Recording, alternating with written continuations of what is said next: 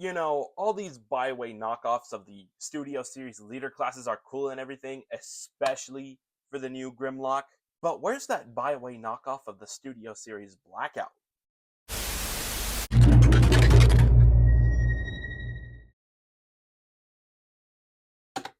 What's going on, everybody? Republic Cinema here, and in this video, we're going to be taking a look at the new BAIWEI knockoff of the Transformers Studio Series Leader Class Age of Extinction Grimlock. Now, before I get on with the review, I would like to point out something real quick. So, you know how I've gotten all of my knockoffs from AliExpress? Well, recently, AliExpress has made it financially impossible to pick up their knockoffs, as they started to charge additional shipping fees, which can get egregious. We're talking an additional $40 to even $90 depending on what you're buying and how much it costs. I am aware of what's going on out in the real world, but at the same time, I refuse to pay the additional shipping fees on something I could have gotten for so cheap. So until the additional shipping fees has been lifted, I will not be buying knockoffs from AliExpress. I'm probably going to have to go back to buying new Transformers knockoffs from Amazon, which is going to cost a little more, but I'm hoping it won't cost as much as how much AliExpress is charging for. If that's not the case, then I truly will not be buying knockoffs for a long time. With that being said, before we move on to the figure, let's take a quick look at the packaging. As you can see, on the front of the box is just the picture of the toy itself instead of a CGI artwork of Grimlock. On the top, left, and on the right side of the packaging is the off-brand knockoff name for Grimlock. You turn to the back and you get a little more info of what you get inside. And that's pretty much it for the packaging. Now moving back to the figure. To start off with the painting and sculpting, for the sculpting, it's pretty much the same as the original, except for maybe the hands. But what is different from the original Studio Series figure is, of course, the painting. I'm not sure what this shade of blue or green is called, but I believe the shading is a little different from the shading of the official Hasbro version. Obviously, the shading of gray is also different, but they did add a little bit of yellow around this figure, which was not in the original. So for QC, I do have some quality issues for this figure, such as the disproportionate horns on the left shoulder and the kibble on the right shoulder not tabbing in place. However, that was an issue that I did come across on the oversized BAIWEI Grimlock. The crotch also splits in two if I spread his legs out a little too far, and there's no movable jaw for the head sculpt, which is a bit of a bummer.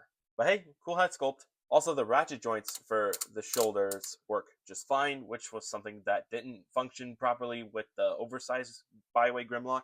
As for all the other points for this figure's articulation, there's nothing too tight or too loose. Moving on to accessories, he comes with a lot less than what the oversized Grimlock came with. One of the accessories included is his mace, which, unlike the original Hasbro version, you're given the option whether to have the mace on Grimlock's arm or not. In case you're wondering what Grimlock's other arm looks like with the mace intact, here you go. And for the record, there's no weapon storage for the mace. Moving on to the next accessory, which is the tail for the alt mode.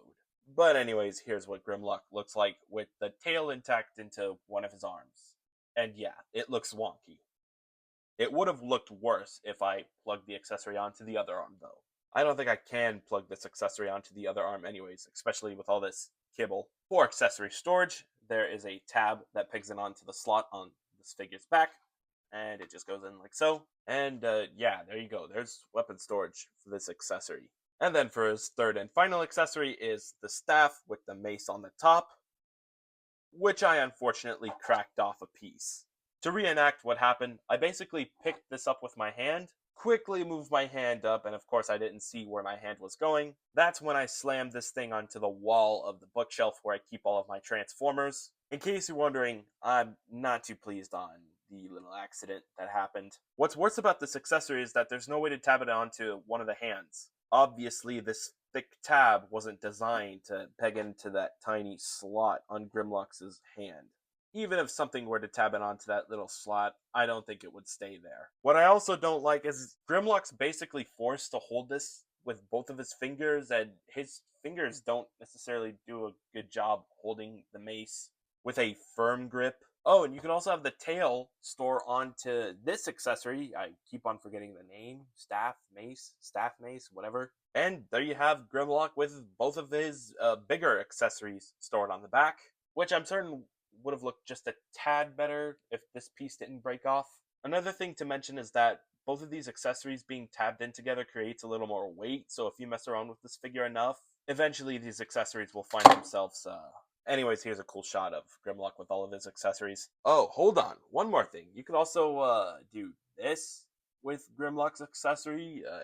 Cool. I don't think it's accurate. Anyways, let's move on to articulation. To start off, a ball joint at the head, elbows are on a ratchet joint, and so are the shoulders. Bicep swivel, bend at the elbow, wrist swivel, fingers move out, waist swivel, side skirts barely move out, legs can spread, and so can the crotch. Front skirt moves out, so does the back skirt. The legs can move forward and backwards. Thigh swivel, knee pad moves out, bend at the knee, ball joint at the foot, and that's pretty much it for articulation. It's basically the same as the original with the exception of the opposable fingers. But anyways, I think it's time we move on to size comparison. Starting off here, he is next to the original Hasbro Studio Series Grimlock, Studio Series 86 Grimlock, the oversized BAIWEI Grimlock, Clearamus Prime, the High Octane Bumblebee, a knockoff High Octane Bumblebee, Drift, Crosshairs, Leadfoot,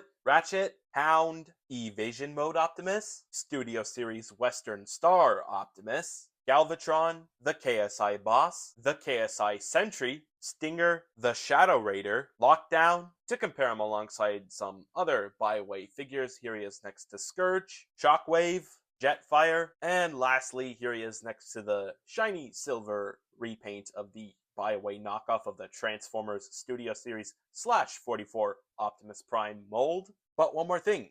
Here he is next to the figures that I own of characters that did appear in Age of Extinction. Now, to be honest, if we take away all of the figures here that aren't officially Studio Series Age of Extinction themed, you'll notice we're missing quite a lot. Obviously, we're missing the rest of the Dinobot gang, an official Studio Series figure of both versions of Age of Extinction Bumblebee. We're also missing a Studio Series Bugatti Drift, an Age of Extinction themed Crosshairs, because this is a TLK themed Crosshairs, a Studio Series Hound, and an Evasion Mode Optimus Prime. We're also missing an Age of Extinction themed battle damaged version of Ratchet and Leadfoot. Same thing for Barricade and a Decepticon Protoform. Well, whenever Hasbro decides to make a Studio Series Decepticon Protoform. Also, we're missing the rest of the KSI because there's a lot of other variants. I'm just surprised and glad that Hasbro is actually going their way to make a concept KSI character into a Studio Series figure. I mean, this Widowmaker figure is not a lot, but hey, she's KSI. And I can't wait to see what she completely looks like, despite however much kibble she might have. Anyways, be sure to let me know down in the comments what other character from Age of Extinction I am missing. That would be cool to see a Studio Series figure of. Also, let me know down in the comments below which character from Age of Extinction you would like to see a Studio Series figure of next. And lastly, be sure to leave a comment down below which figure of all of the Age of Extinction-ish figures do you like the most. Anyways, let's get down to transformation. To start off, bring the head horde down, untab this whole section, bring it forward, rotate this section inwards, and then close all of this back in. Next, to get the little stuff out of the way, rotate the foot, close this inwards. You do the same thing for the other foot. Next, rotate both of the arms and bring them up. Rotate this whole waist, and make sure the arm with the most kibble is facing forward, as that is very important. Bring this piece all the way out, and we're going to leave the right arm like this for now. For the left arm, close this panel, rotate the wrist 90 degrees down, untab these two panels and bring them all the way inwards. Bring the back skirt upwards, close these two panels in, split the crutch completely into two pieces and then spread both legs outwards. Bend this section diagonally, and then this tab will peg it onto that slot. Sure the two tab together, and then also tab this in. Bring this piece inwards. Same thing for the other joint. Bring the front flap inwards. Shift the lower part of the leg as inwards as possible until it looks like this. Same thing for the other leg. Next, we're going to transform all of this spaghetti into Grimlock's head. Open the Dinobot arms. Bring the lower jaw all the way out. untab the lower part of the arm from the rest of the arm, and then shift this whole arm piece inwards until the hand is underneath all of this. Hinge the jaw upwards, bring the rest of the head downwards, and then make sure that these two tabs peg onto these two slots like so. If you haven't already, bring the arms down. Now you would think we'd be done transforming this guy, wouldn't we?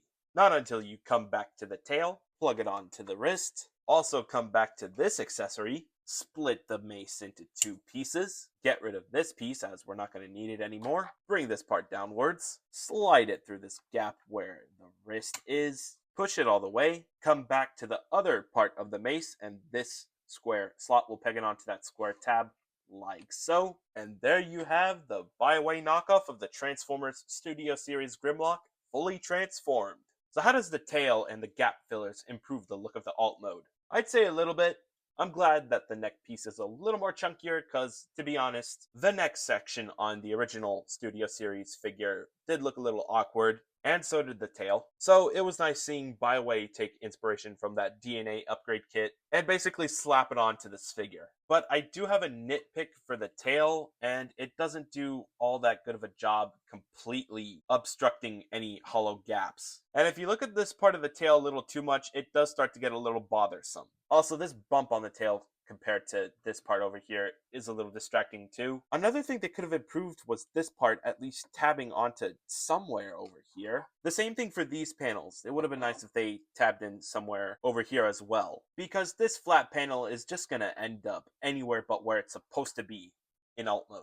But anyways, that's just what I think about this part of the alt mode. Can't really ignore the fact that there's still some hollow gaps around the neck piece. I mean, as long as you don't look at it from a bird's eye view. Besides, whoever looks at their Grimlock figure from a bird's eye view anyways? I'm sure some people do. Another thing that I wish this figure came with was an extra tongue piece that you could go ahead and snap in onto the lower jaw of this figure, kind of like how you could do that with the BAIWEI oversized Grimlock. In case you're wondering if there's weapon storage for these other accessories, there isn't. For alt mode articulation, the neck is on a swivel joint, somewhat the same thing for the tail. The jaw opens up, the little Dinobot arms are on ball joints, ratchet joint, and another ratchet joint for the leg. And then lastly, but also once again, the foot is on a ball joint, which is a little obstructed, no thanks to this piece. Anyways, with the articulation of the alt mode out of the way, it's time we move on to a brief alt mode size comparison. Studio Series Grimlock,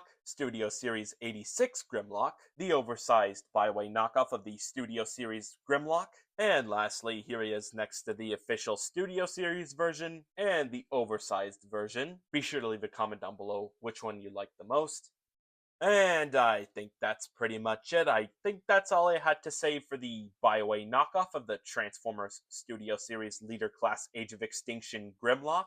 Overall, if you missed out on the Studio Series Age of Extinction Grimlock's release and the buzzworthy re-release, then this cheaper knockoff is a better alternative for you. Or at least it would have been cheap were it not for the additional shipping fees that AliExpress charges for all their products on customers who buy their products outside the country of where they sell those products. I don't know if Shozi Store is also a better option now. If anything, Amazon might be the best option, as Amazon does sell knockoffs that they do happen to have in American warehouses. But who knows how those Amazon sellers are going to be able to sell those newer knockoffs, given how much it costs to import the KOs from the country where they're manufactured all the way over to the American Amazon warehouses. But if Amazon isn't a better alternative, then I honestly don't know what to tell you. But anyways, if you like what you saw in this video, be sure to slam that like button. Share this with your friends as well. Turn on post notifications so that way you don't miss another upload.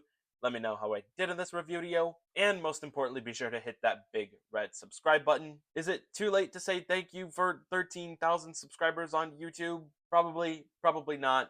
But nonetheless, thank you guys so much for 13K. And yeah, I think that's pretty much it. Thank you very much for watching. Teo!